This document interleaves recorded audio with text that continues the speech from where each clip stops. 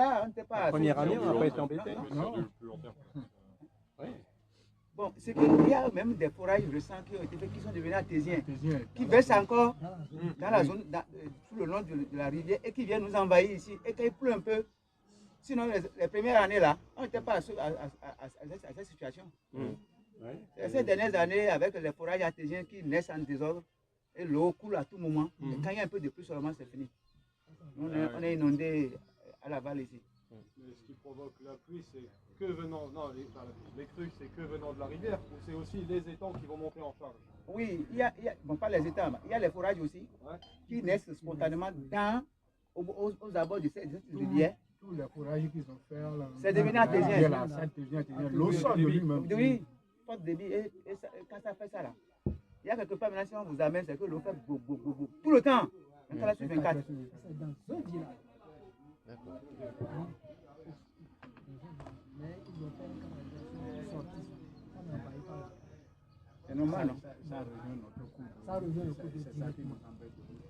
C'est à côté. Et ton long étang là, que tu as mis sur le côté, Oui. pour éviter les inondations, Oui. il est raccordé à la rivière celui-ci ou Oui, il est raccordé à la rivière aussi, de l'autre côté là-bas, à la balle là-bas. Ok, ça marche. Et j'ai même mis des poissons en charge aussi, Ah ouais, j'ai vu. des espèces sauvages.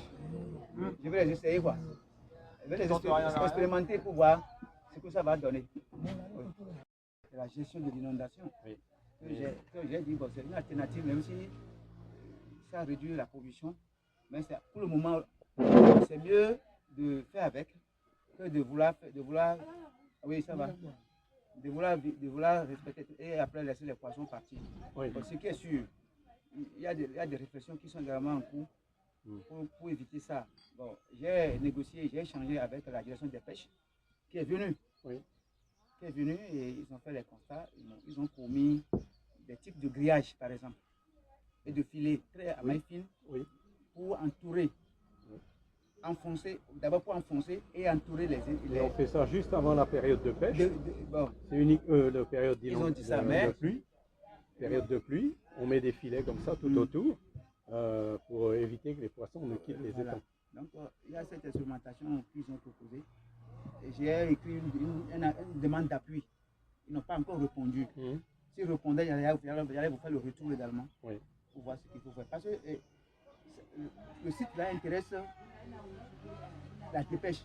Parce que dans la zone, vous ne verrez pas un site aussi fonctionnel comme le nôtre.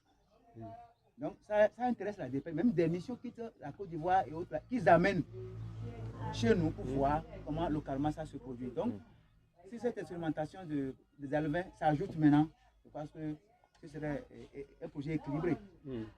Équilibré qui va plus intéresser les différents partenaires impliqués dans le processus. C'est ça. Donc la solution IDART que vous avez à l'esprit, qui n'est peut-être pas forcément la meilleure, mais qui est la solution que vous trouvez la plus facile à réaliser, c'est de mettre des filets tout autour pour pouvoir retenir les poissons.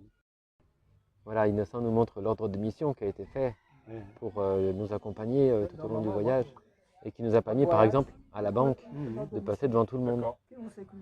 Donc ça nous sécurise et puis ça permet de faciliter aussi peut-être les démarches administratives. Donc là, on est en train de manger un plat à base de niébé, qui est une forme de haricot local. Et donc c'est cuit lentement et dans l'huile. C'est très très bon, comme des petits beignets.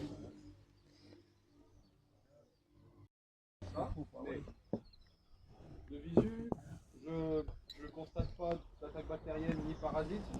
Je vois que le mucus, voilà, est bien translucide, ni pas blanchâtre. Au niveau des opercules, pas pu voir, mais je vois que, comment dire, ils ont de l'appétit. Oui. Ça déjà, c'est un très bon point. Au niveau des étangs, l'entretien, je vois que voilà, franchement tout est clair, il n'y a rien autour, enfin il n'y a rien autour.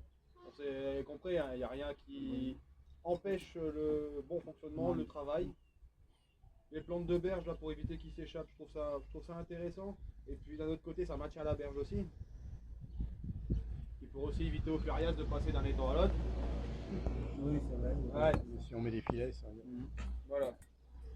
On va dire après, point négatif, on l'a évoqué hier, c'est les différences de taille au sein des mêmes étangs. Voilà. Pour moi, comme tu as expliqué, hein, de toute façon, tu as les gros qui prennent la dominance, qui vont manger plus que les petits. Et du coup, j'ai observé qu'il y avait des petits qui étaient quand même très maigres. Je pense qu'il faudrait réussir à équilibrer les poids dans les étangs. Parce que tes gros, tes petits n'ont pas les mêmes besoins nutritifs. Non. Ce qui fait que si tu fais tes poids moyens, du coup, je suppose. Si tu fais ton poids moyen, que tu as chopé plus de gros que de petits, mais qu'au final tu as plus de petits, ta biomasse n'est pas bonne. Ça. Du coup, tu vas sûrement trop nourrir au détriment des petits. Oui. Et tes gros vont pousser. Mais derrière, en fait, tu perds des mois de production sur tes petits. Donc, le tri est quand même très important là-dessus. Je te dis pas de faire un tri au gramme près, attention, hein, en fonction de la taille, pour pouvoir vraiment équilibrer et homogénéiser tes tailles, ce qui fait que chaque bassin, du coup, va avoir une meilleure croissance. Parce que, en soi, si tu as trop d'écart, ta biomasse, elle est faussée. Je pense que ça peut être important par différents procédés, soit les pêcher et à faire à la main, ce qui peut prendre beaucoup de temps, soit directement avec des filets, où en fait tu arranges les mailles de tes filets. Un filet à grosse maille, tu veux récupérer les plus gros, tu les mets d'un côté. Ensuite,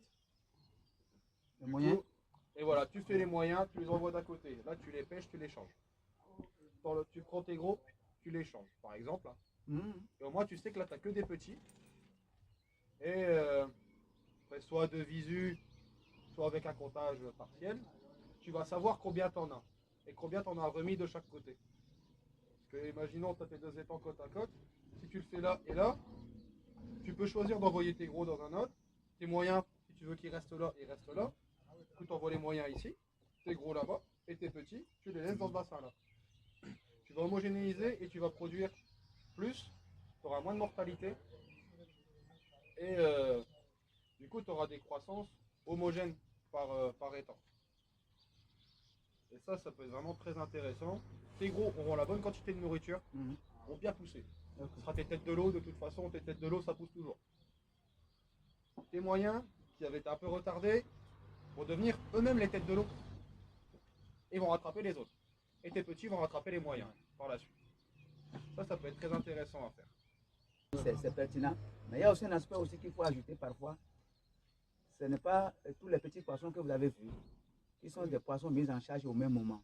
Parce que j'ai dit, comme le capitaine l'a dit, les fournisseurs d'alevin ne sont pas fidèles dans la production. Si bien que parfois, lorsque vous voulez des poissons, comme, disons, monocètes, c'est ça, hein? On vous livre des choses, mais après, rapidement, surtout au niveau des tilapias, qui se reproduisent.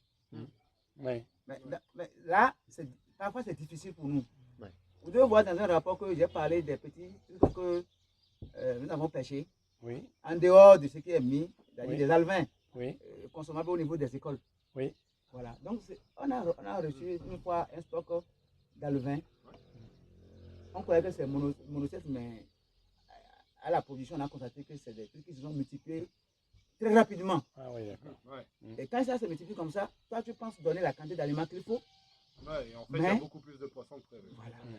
Donc, c'est des aspects. Je crois que, comme on est dans un système de recherche et de développement, et qu'on est en train de nous apprendre maintenant de la vraie recherche, pour pouvoir avoir des résultats à exploiter, à vendre aussi à des structures, disons, à des centres pour dire, bon, au niveau du DAP et de l'ADIL, les tests ont été faits comme ça, on a eu quelques résultats.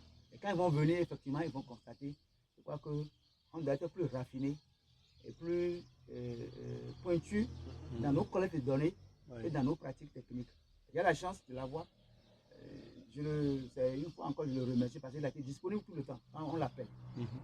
Il vient, il travaille avec nous. Technique.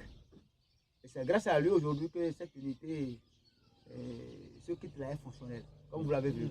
On verra dans les prochains résultats. Voilà. S'il y a eu des pêches. On verra. C'est un peu ça. Voilà. De toute façon. Alors, ça, Robert.